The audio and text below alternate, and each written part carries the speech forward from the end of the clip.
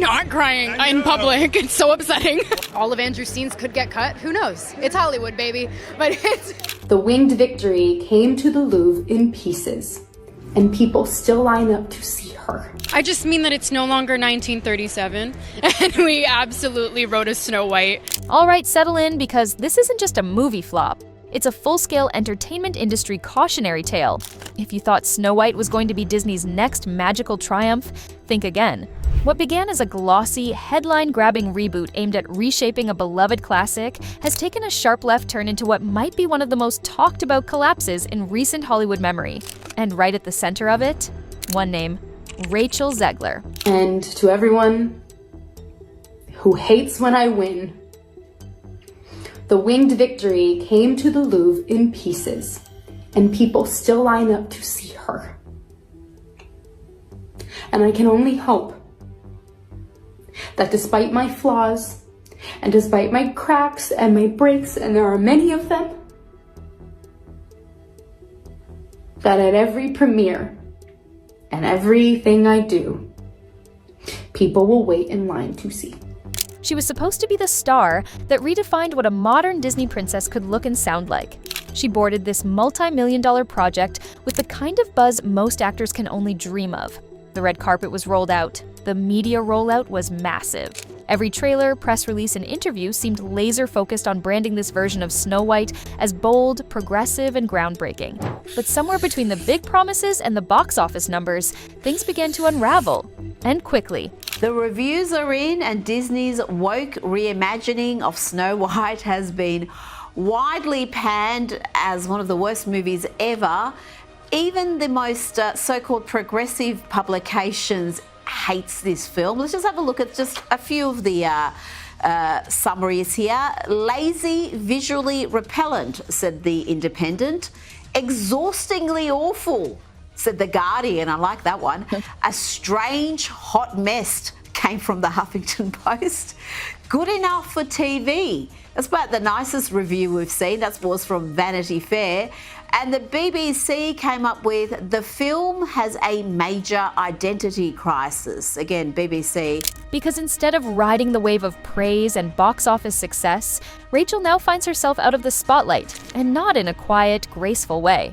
According to reports, she's been spotted riding public transit in New York, flying under the radar and avoiding cameras. The same actress who was supposed to usher in a new Disney era is now allegedly stepping away from the very spotlight that was meant to make her a household name. And why? Well, because over 1,200 theaters, yes, more than 1,000, have officially pulled Snow White from their listings. That's not a slight adjustment. That's not a slow start either. That is a cinematic nosedive. Please? For which movie?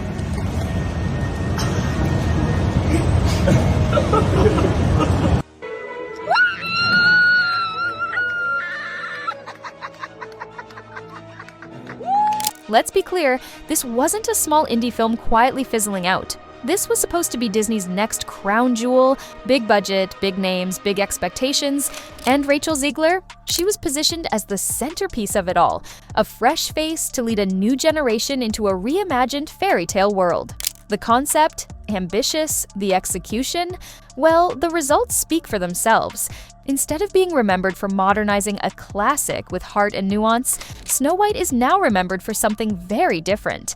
It has been named one of the lowest-rated Disney films of the decade, and not just by critics. Audiences made their feelings clear, with IMDb scores sinking to 1.6 out of 10, a number so low it barely registers above parody and social media. It had a field day.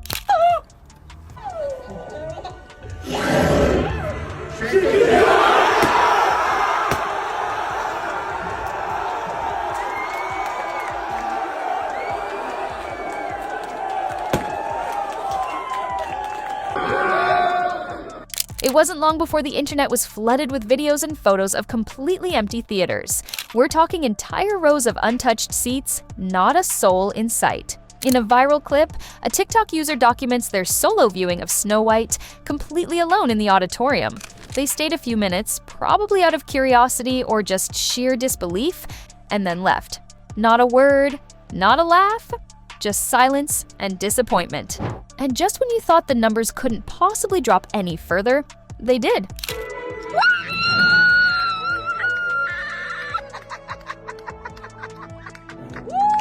film suffered a brutal 66% drop in ticket sales by its second weekend. That's not just a stumble at the box office, that's a signal flare that says audiences checked out, and fast. By mid-April, more than 1,200 venues had officially removed the film from their schedules. The original theater count of nearly 3,800 was now barely clinging to 2,500. This wasn't a dip, this was a collapse, and the problem wasn't limited to the United States. Across the globe, in major markets like China, where Disney spent significant time and money on promotion, the reception was no better. A reporter in Shanghai described walking into an IMAX screening, expecting at least some buzz, only to find just 5 people in the entire theater. And this was despite posters plastered everywhere, even in his apartment elevator. As a good reporter, I went to check it out myself yesterday here in Shanghai. Now, including myself and my friend, the entire IMAX cinema had just 5 audience members. And that is despite Disney going all out in their promotion of the film here in China. There was even a poster in the elevator at my apartment complex. So, to recap, massive production budget, a global press tour, aggressive marketing, a fresh-faced lead actress, and decades of nostalgia behind it, and still almost no one showed up. This wasn't just a poor opening weekend, it was a loud, clear message from audiences across the board. This film was supposed to be a celebration, a modern take on a timeless classic. Instead, it's become a lesson in how quickly momentum can turn, how easily fan excitement can fade, and how even the most powerful studio in entertainment can miss the mark. And at the heart of that lesson is the face that was meant to carry the magic forward, Rachel Zegler. The winged victory came to the Louvre in pieces, and people still line up to see her. And I can only hope that despite my flaws, and despite my cracks and my breaks, and there are many of them. But now let's talk about the real lightning rod in this storm. Rachel Zegler herself. She didn't just star in Disney's Snow White, she became the face, the voice, and the unexpected symbol of everything people started to question about modern-day movie reboots. And when the film's story moved off the screen and into the real world, so did the controversy. What started as a promising lead role quickly turned into a firestorm of headlines, and most of them had less to do with the movie and more to do with her. During the press tour, instead of focusing on the craft, the themes, or the excitement of reimagining a beloved Disney classic, Rachel took a sharp detour. She made bold statements, some might say very bold, about the original 1937 Snow White, the role of the prince, and her view of what the new version should represent. When am I not crying in public? It's so upsetting. Why were you crying? Oh my gosh, I saw the well, we didn't even see. Overwhelming. We didn't even see, It's but I saw the overwhelming. logo and I went, that's my name, Snow White's up there, and I cried my eyes out. You said you were bringing a modern edge to it on stage. What do you mean by that?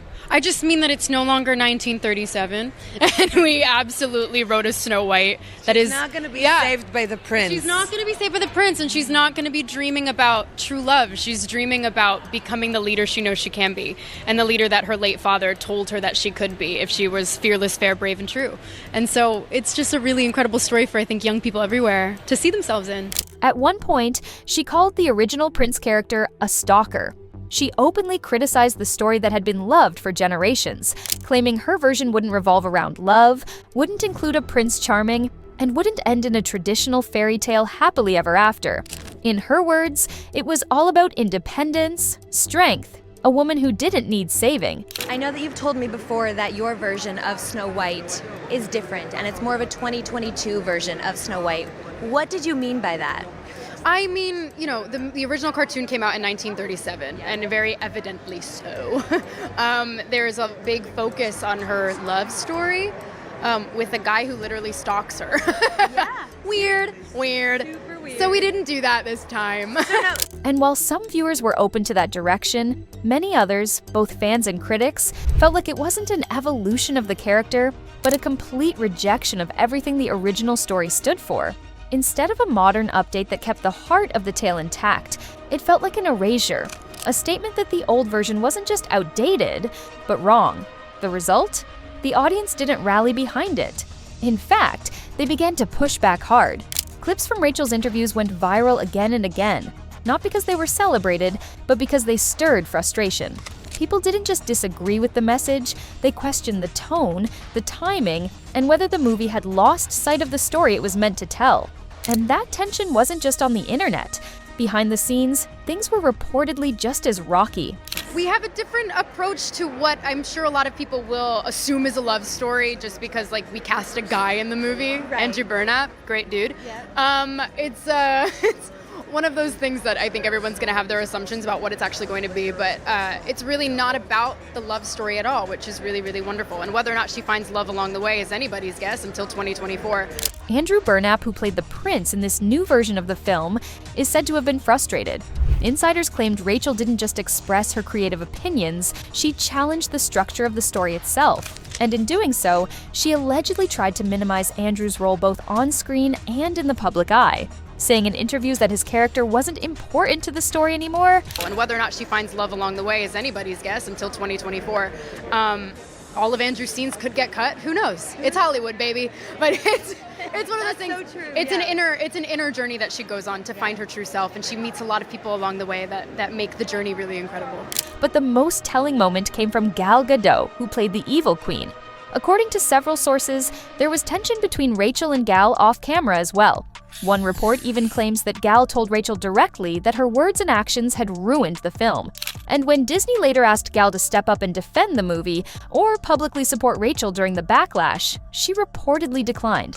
Because while promoting a film is part of the job, risking your own image to fix someone else's controversy, that's a different story entirely. Disney executives were pressuring Gal to defend the Disney agenda and the message behind the film. Gal refused, since she knows her career is at stake. There was one confrontation between both Gal and Rachel, where Gal recently told Zegler herself that she was the sole individual that tanked the entire film at the box office. It became clear that this wasn't just a story about bad reviews or box office losses, it was about broken trust. Rachel didn't just lose the support of the audience. According to whispers in the industry, she lost the room. Fellow cast members began to distance themselves, executives stopped speaking up. And even as Rachel tried to reclaim control by appearing in public at theaters and even recording herself in an empty screening, the tide was already moving in the opposite direction. And then came the ripple effect, because this wasn't just about Snow White anymore.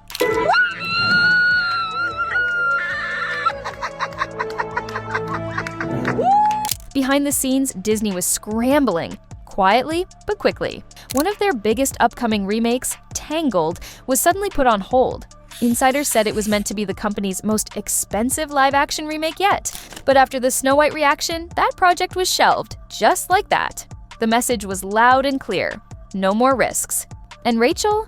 Her name was suddenly off casting lists. Her face was no longer front and center, studios weren't calling. They were pulling back, cautious, calculating, and above all else, hesitant. Even Disney CEO Bob Iger couldn't avoid the fallout. When asked in an interview whether Disney had gone too far with modern messaging, he paused. He said he didn't really know what the word meant anymore.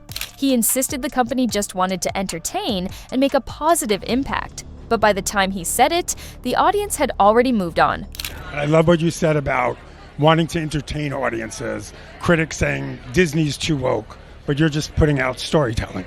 We are. Look, I don't really like the term woke because I think it's an umbrella term that I'm not 100% sure I even know what it means, and one could argue that sometimes it's used too liberally.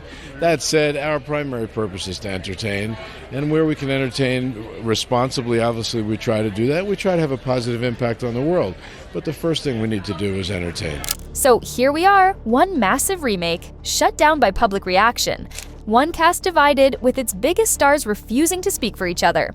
And one actress who went from being Disney's next breakout lead to being seen as the face of a project that missed the mark in every direction. Rachel Zegler's career, once glowing with potential, is now surrounded by question marks. Not because of a single mistake, but because of a perfect storm of interviews, of public perception, of behind-the-scenes drama, and of a film that audiences simply didn't want. And the internet? It's still not letting up. Every day, more remix videos, more parodies, more side-by-side comparisons of the 1937 version versus the 2025 version. Who is the fairest of them all? Famed is thy beauty, Majesty.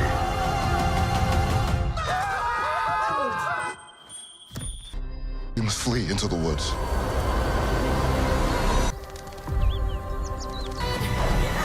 And should I frighten you? You'll be safe from the Queen here. What should have been a career-defining role has turned into a cautionary tale, one that industry insiders and rising stars are surely watching closely. From over 1,200 theaters cutting the film, to co-stars walking away, to entire Disney projects being shelved, it's hard to call this anything other than a collapse. And now the only question left is, can Rachel recover from this? Is there still a path forward?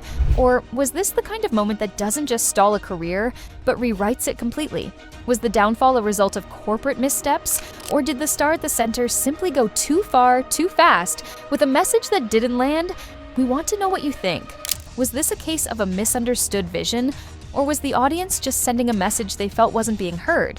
Drop your thoughts in the comments. We're reading every single one, because in the world of storytelling, fame, and modern-day fairy tales, there's always another chapter, and we'll be here breaking it down word by word.